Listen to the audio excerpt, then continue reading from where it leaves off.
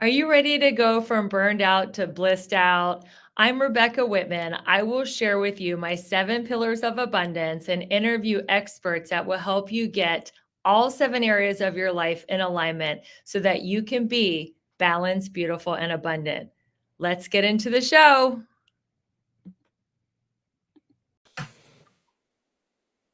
Welcome, everyone, to the Balanced, Beautiful, and Abundant podcast. I am your host, Rebecca Whitman, helping you go from burned out to balanced, beautiful, and abundant.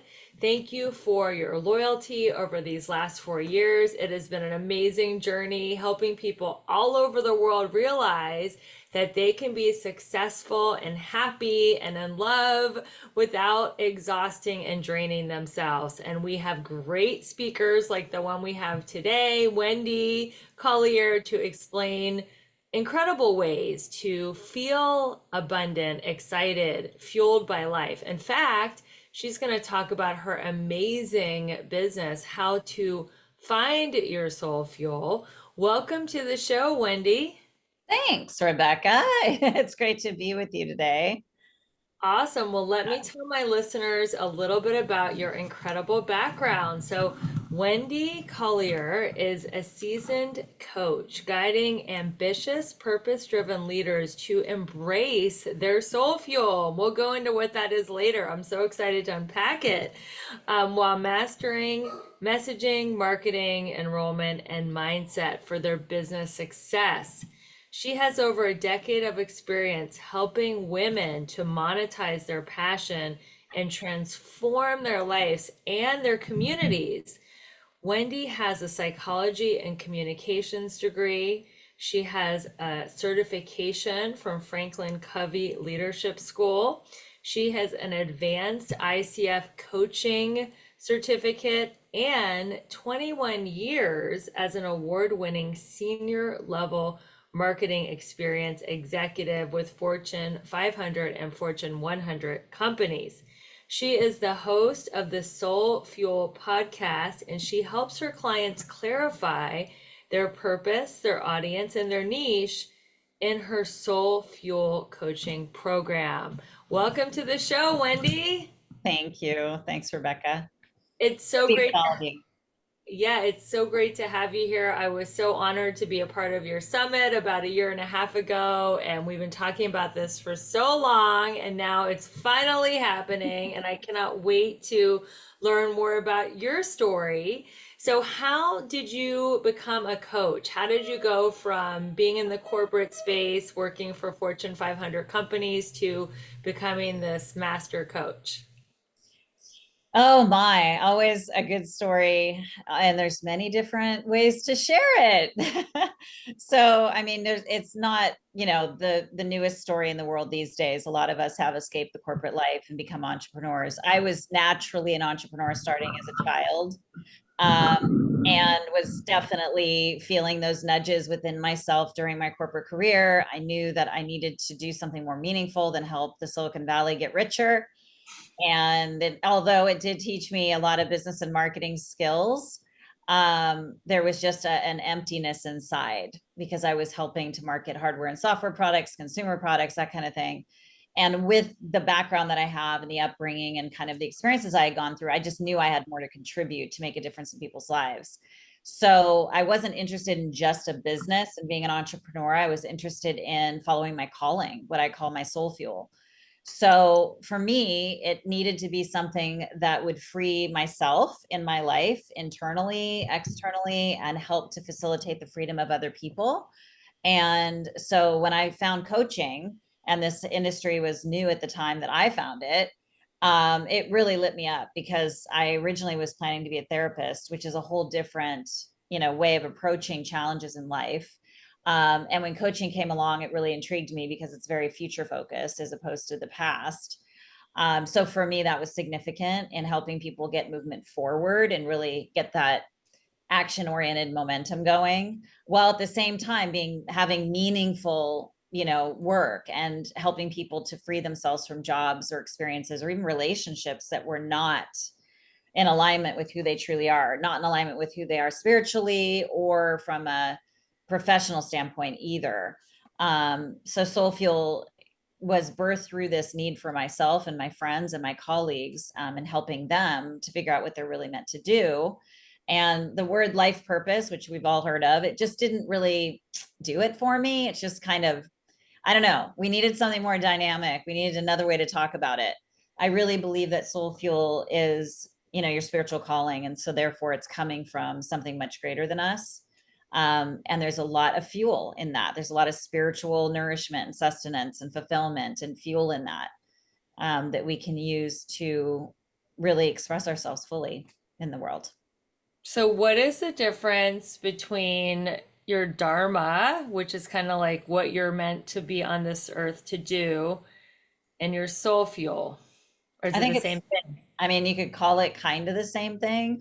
I talk Yeah. about soul fuel in different contexts. So there's Yeah. soul fuel in the sense of knowing what you're meant to do in life, the essence of who you are, whether you have a business or not.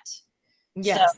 it's not necessarily tied to business, although I do work with entrepreneurs and entrepreneurs in the making. So someone could know and discover their soul fuel without needing or wanting a business, just to know what you're here to do throughout all the areas of your life as you go through, the different life stages that you have throughout your life. It doesn't change. It's really very quite fixed, but it has different expressions. So it can Yeah. express itself in different ways in your personal life as in your differently than your professional life. I also talk about it. I think a little bit distinction between that, this, and dharma would be that I talk about it as kind of a dynamic, ongoing energy in your life that's hard to explain. It's kind of a magic that comes in. Um, you know, you end up with like a relationship with your soul fuel. It's kind of this interesting thing, that you can then apply to your business, apply to your profession, and look at it through that lens at all times. So looking at something as soul fueled is different than dharma, you know. Interesting. Mhm. So, what are some poignant questions that our listeners might ask themselves to find their soul fuel? Maybe they're just driving or on a treadmill, or maybe they are taking notes or want to come back to this and write this down because she's going to drop some serious jewels. Like, what are some poignant questions they can ask themselves? One really big question to consider is when you look at your life experiences, including your professional experiences, but mostly personal, although everything is personal, right? Whatever happens in your job, I mean, there's personal things happening in your work as well. What are the common themes and threads, like the common lessons that you feel like, I thought I learned that thing, a personal life lesson, but it keeps coming up, or it kept coming up repeatedly until you finally had a breakthrough and that was resolved for yourself. What is that? What is that theme? And those lessons, I believe, we're given the lessons we're meant to teach. Like there's a reason we have repetitive experiences in our life. And the characters may change, the people may change, the jobs may change, the marriages might change, the partners might change. And we think we're changing and our life is changing, but the pattern repeats itself regardless of external circumstances changing. We may move, we may change jobs, saying, oh, this is what I need to do. But the pattern keeps repeating. That is something to watch out for. So this could be something that you're in the midst of right now, or it could be something that when you look back, you say, oh yeah, that was going on until I was 40 years old. And then finally I saw it and I had a breakthrough and I shifted gears completely and got to the root of the issue. That points to it. It can illuminate what your soul fuel could be. So your soul fuel is illuminated through those experiences. It's revealed through those patterns, consistent patterns and themes that keep coming up recurringly. I like that because lessons are repeated until they're learned. But like for me, I have had lessons in different areas of life. I had the lesson of getting my heart broken by emotionally unavailable men and narcissists, and now I'm with my soulmate. I had the lesson of no matter how hard I worked out, I couldn't lose those last 10 pounds. And then I finally figured out how to do it. So I've had different lessons, also lessons of, trying businesses and failing them and trying again. So I feel like I have had repeated lessons in health and finance and in love. So Yeah. how would I narrow that down to figure out my soul fuel? Are there other questions to ask yourself? I'm sure you have a Oh bunch, yeah. a method. Yeah, yeah, yeah. I have more questions than you can possibly know what to do with. I mean, I created this process called Soul Fuel Discovery. And Nice. I did it to solve this problem, to solve the Yeah. problem of what am I meant to do? How do I get clarity when there are lots of things like this, common patterns and themes, or lots of different ideas you might have for what you're meant to do? And how do you narrow that down? How do you know for sure? So that's part of the Soulfield discovery process. Is the complete process, which is 13 steps basically. And the first 1 through 8 are your soul fuel, just knowing your soul fuel and what your declaration is, regardless of whether you're a business owner or you're not. And then 9 through 13 are really the monetization of it. And that's when we really hone in on what you're asking, Rebecca, which Yeah. is out of all these lessons, like, how do I know which one I should, if I want to have a business, whether it's a side gig or a full-time thing or a new income stream, how do I know which one I should hone in on? Like, what's my real like genius superpower? So I do have a process to figure that out. And it ultimately comes down to, there's lots of things that you're really good at, right? All of us are good at a lot of things, very talented. There's so many different paths you can take, but not all those paths are the most life-giving, fueling paths for you. So you can be really good at something, you could be great at something, you can get lots of accolades of, that, yes, you're so good at that, go you. And you may hate it. You may come home at the end of the day and be exhausted. You might Yeah. you might think to yourself, gosh, everyone says I'm great at this, but why do I feel empty inside? Like something's missing. I feel a misalignment. Why is that? There's a reason for that. I truly believe, and it's been proven in the last 11 years I've been doing this, that we are each designed to work in a way that is perfectly aligned to our design, spiritually, our design, and also our skill sets. And we get to make money doing what we're genuinely meant to do. And there is a way to know what that is. And it really is looking at kind of the convergence, for lack of a better term, of like what lights you up, what does the world need, and where you lose track of time. And there's this element of kind of the perfect storm in the best of ways, where just all the cylinders are firing. I know when I figured it out for myself, there was a feeling of, oh my gosh, everything makes sense now. All these experiences I've been through that at the time seemed so challenging and I didn't understand why they were happening, it all makes sense. And it's bringing together your skills along with your experiences and the wisdom from that into something very cohesive and focused for you. That's amazing. And how do you feel now that you know your soul fuel? Do you still get tired? Do you still burn out? Or is it just like this endless well of energy because you're in your soul fuel? Yeah, I can honestly say I had one burnout, and that was the first year of my business. So I've been in business 11 years, this business 11 years. I had a business prior Mhm. to this, which is marketing consulting. So this business, I did have a burnout that first year because I just took my corporate adrenaline junkie habits into my business. And I learned that lesson very early on, thankfully.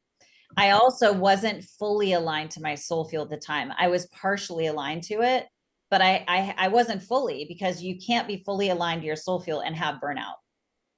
Just the fact that someone is in burnout or in overwhelm means they're not aligned to their soul field in every way. So that was the signal for me.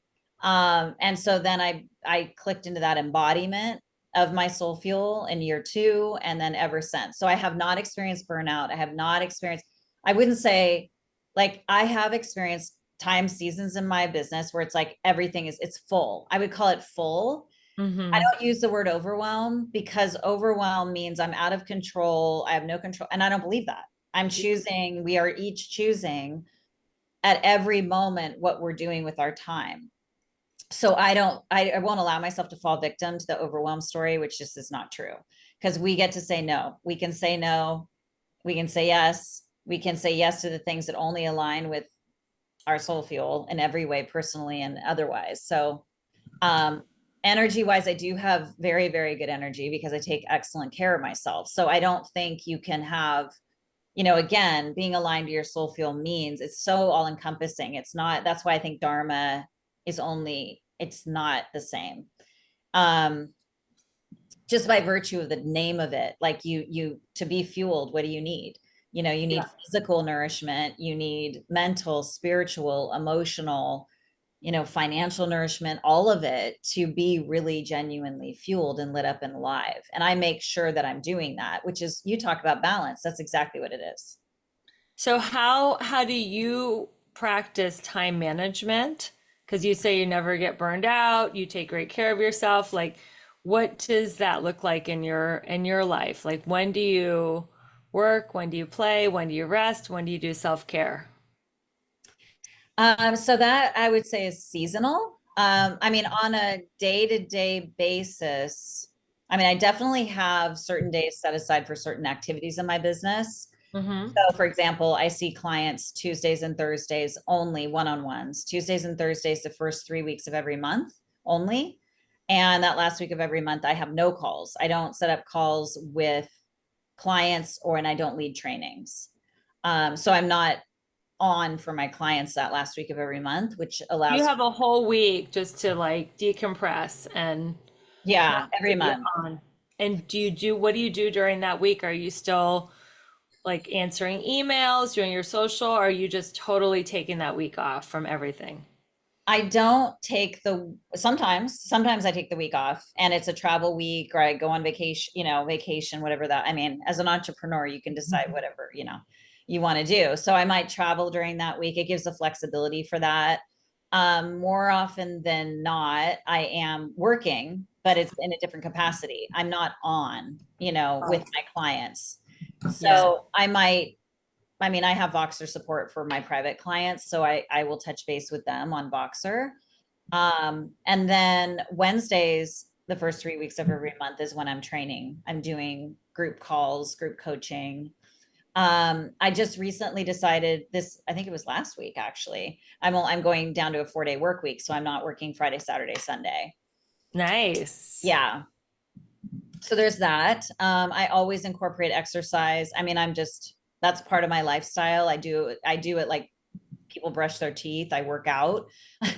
I go to the gym. I lift weights. I do yoga. I do cycling. I mountain bike ride. I do yoga. Did I say yoga? Hiking, lots and lots of hiking, lots of walking, lots of hydration, lots of plants and fruits and seafood, and take care of myself. Sleep. Well, you look great.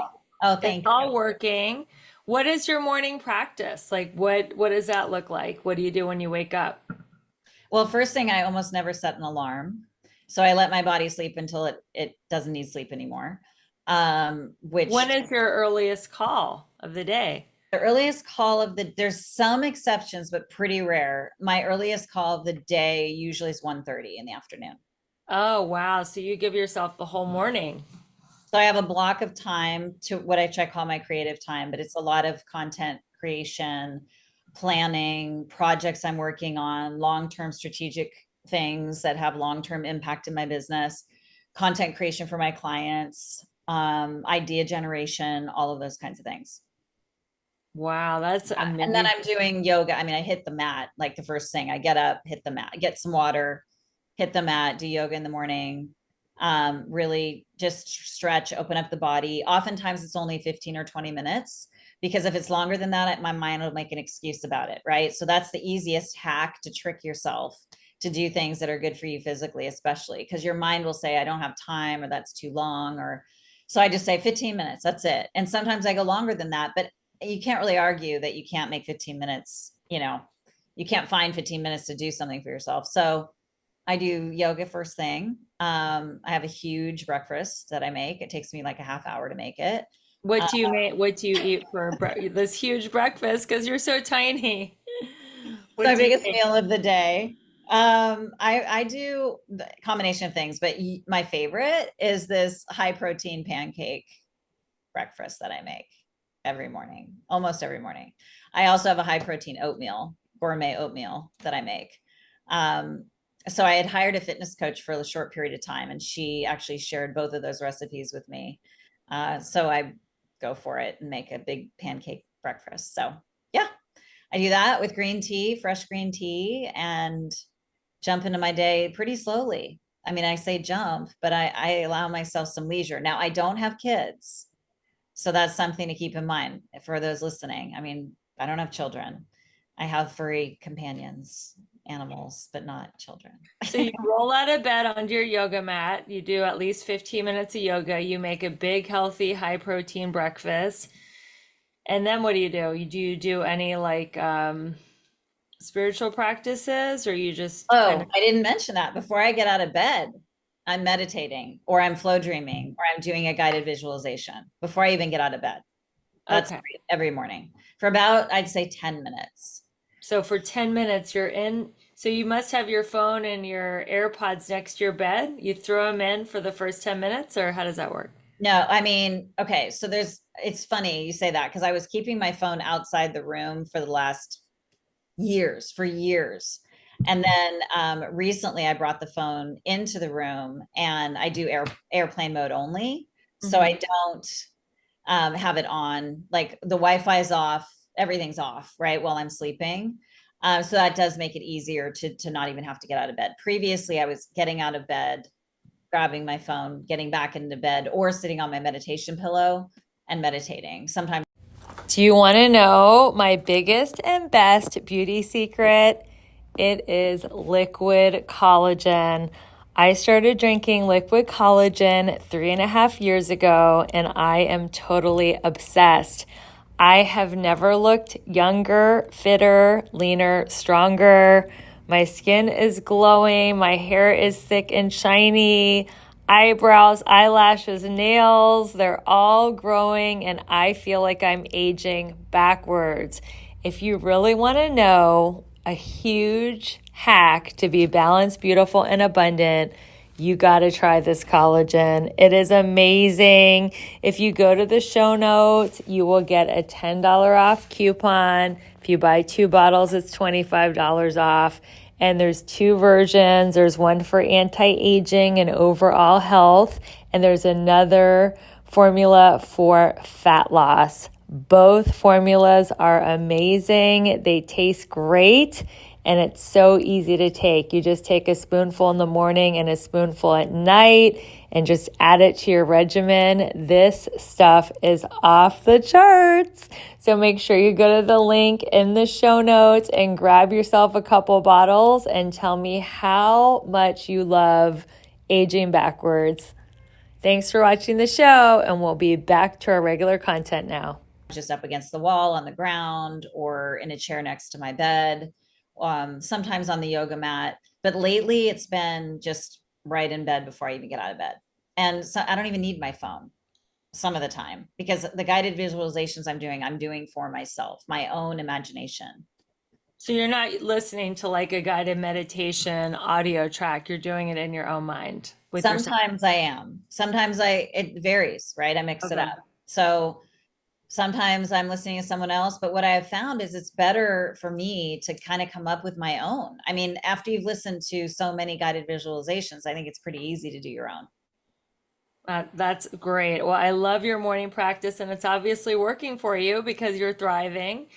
So let's talk about some of the things that women deal with, and a few good men: imposter syndrome, comparison trap cycles, and self doubt. How do we overcome these negative syndromes that are happening?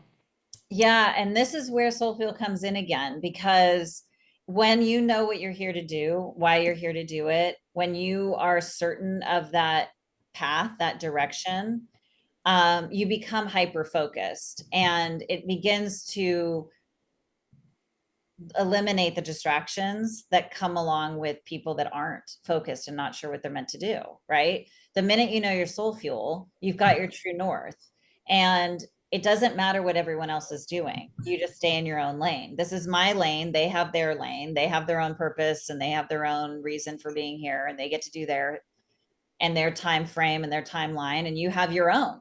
So it definitely keeps you on track from comparing yourself to other people because you know exactly what you're here to do and they have their own place. when it comes to self-doubt, it is very easy to get caught up in self-doubt and, you know, wonder if you're good enough to do a lot of things in life. But there are certain things you are literally perfectly designed to do. So when you know those things, it doesn't matter all the other things you can't do. Who cares? You do have a genius, a superpower, many, a few that you can hone in on and focus in on that will completely keep you on track with what you're here to do, and it eliminates self-doubt. At least it has for me and my clients who are really embodied with it.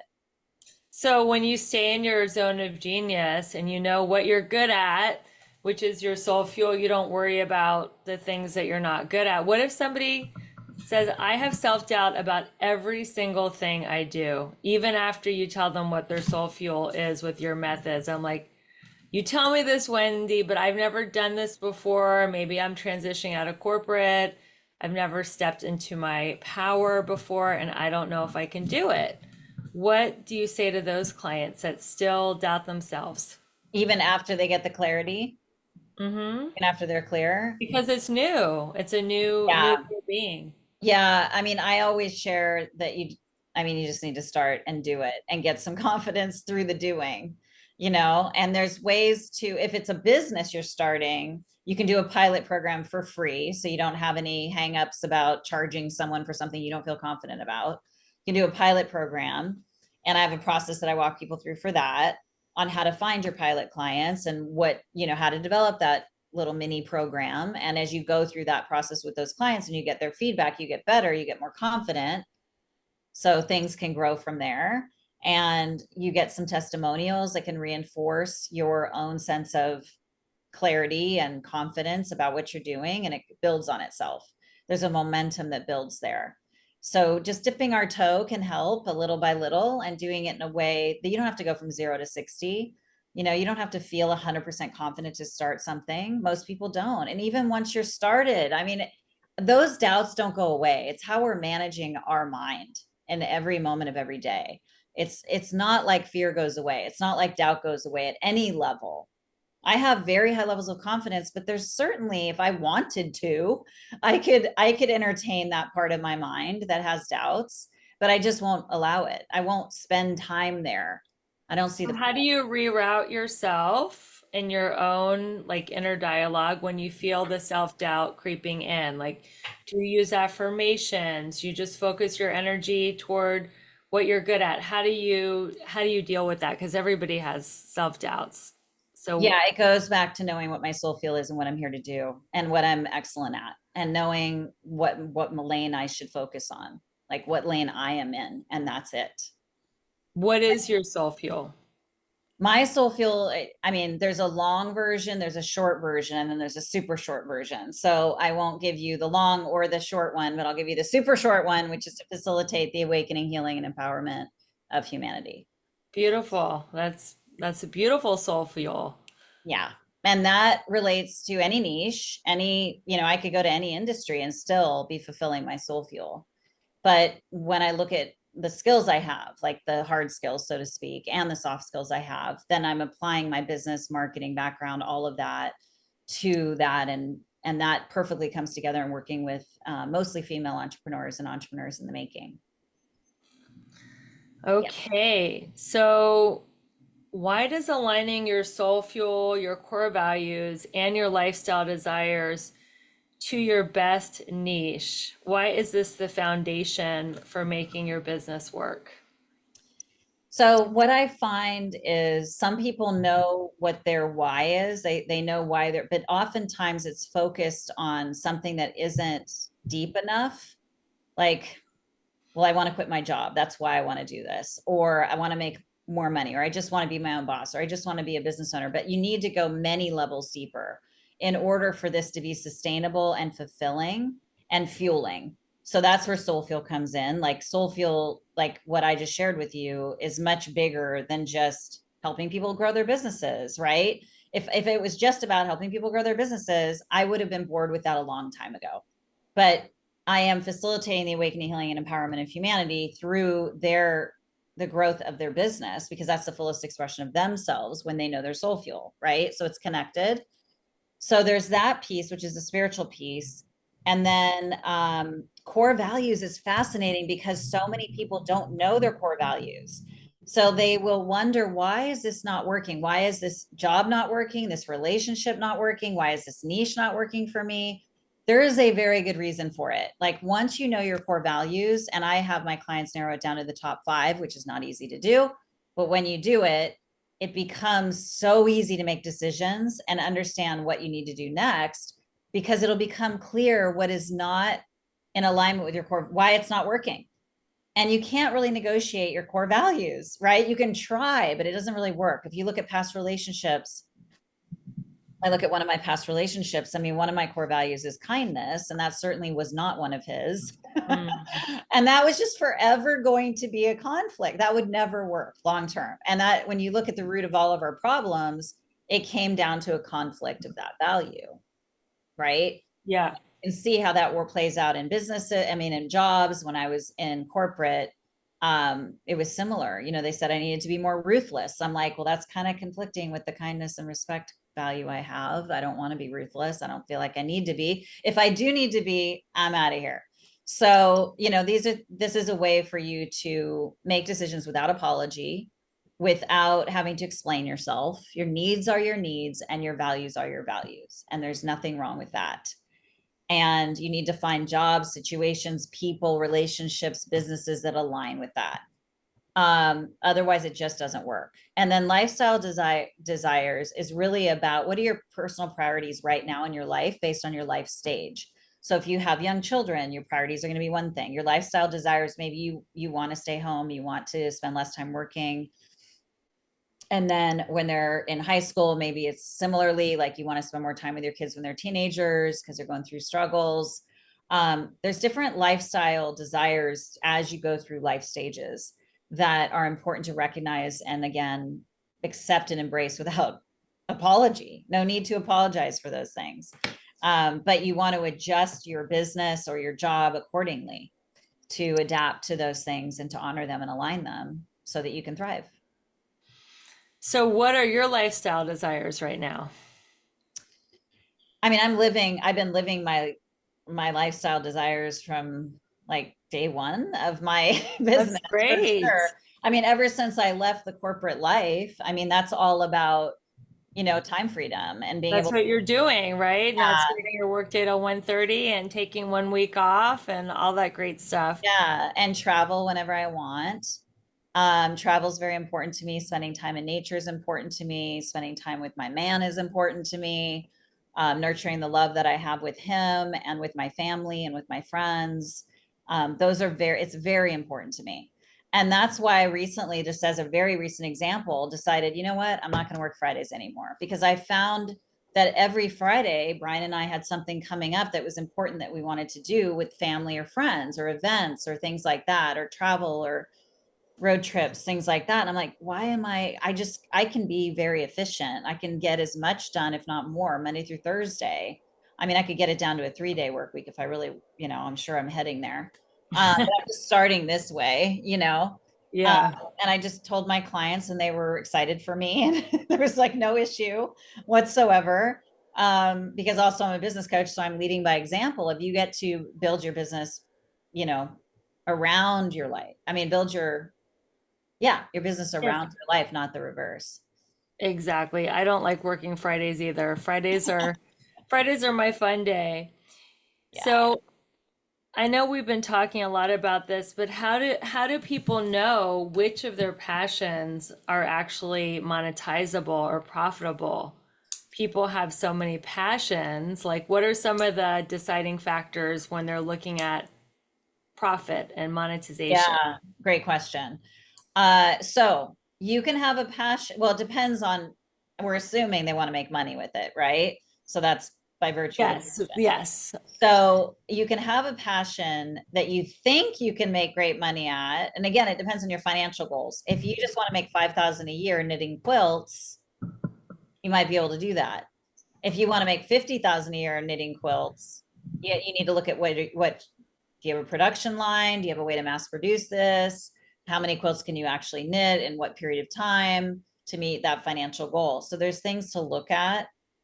And so when I walk my clients through the Passions to Monetize process, and Skills That Fulfill is another one, which follows a similar process, we're looking at what lights you up and where you lose track of time. And Great questions. If you're listening to this, what lights you up and where do you lose track of time? yeah, you're losing track of time. You just like don't even notice the time going by. Beautiful. Love those.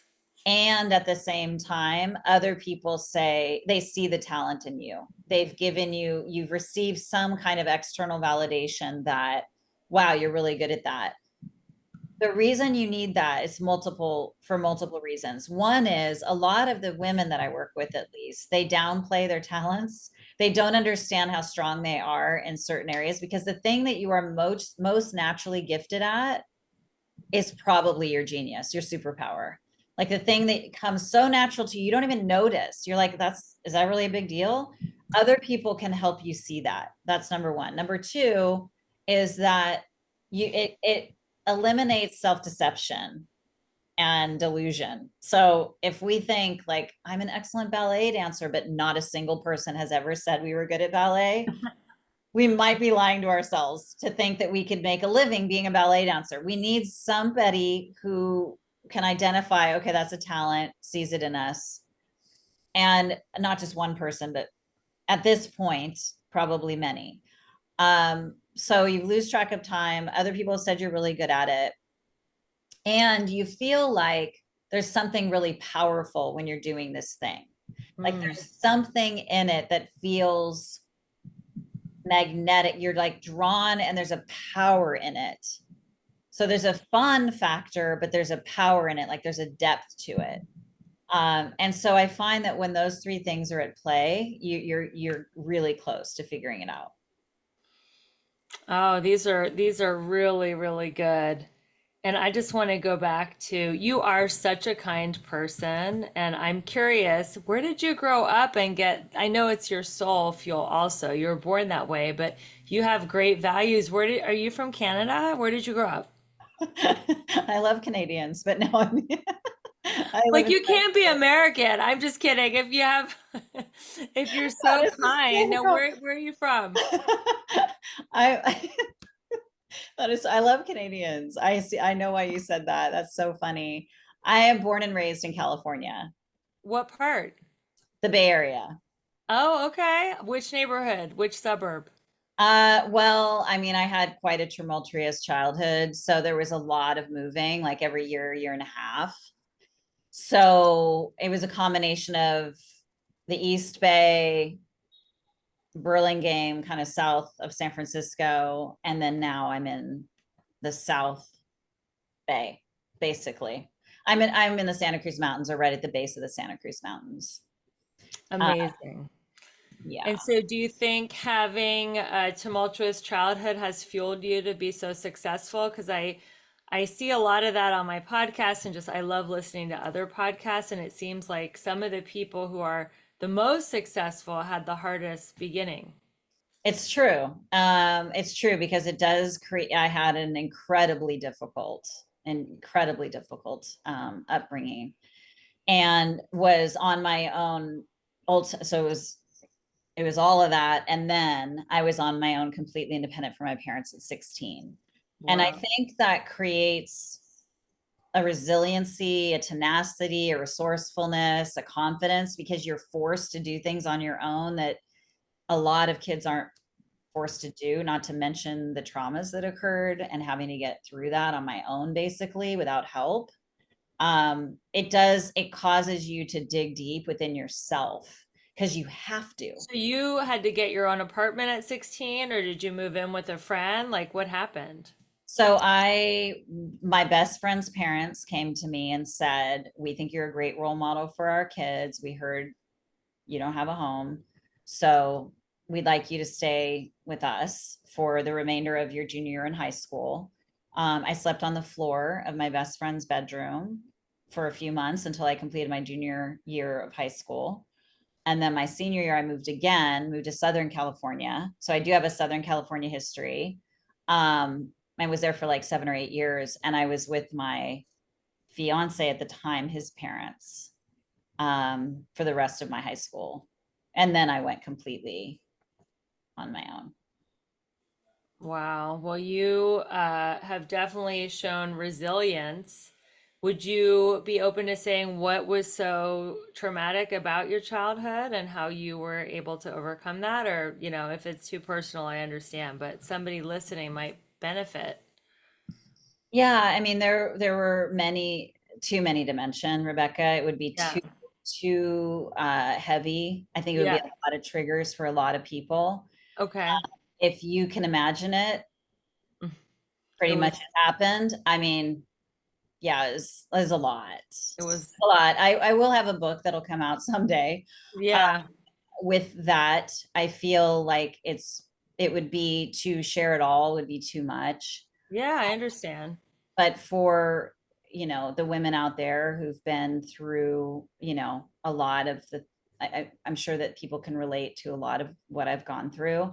Unfortunately, it was like multiple situations, multiple people, all the things. I will share one thing which was very significant, and I think it's why I have such an urgency in my life, which is that I was kidnapped Oh my at age God. 13, right off the street, broad daylight. Oh Um, my God. and that person intended to take my life that day. He was watching me for a couple months and stalking me, and then found me alone and was able to take me. And I did get out of that situation, obviously alive, but that was not his intention. And it was, one of the obviously a horrific situation in what happened that day.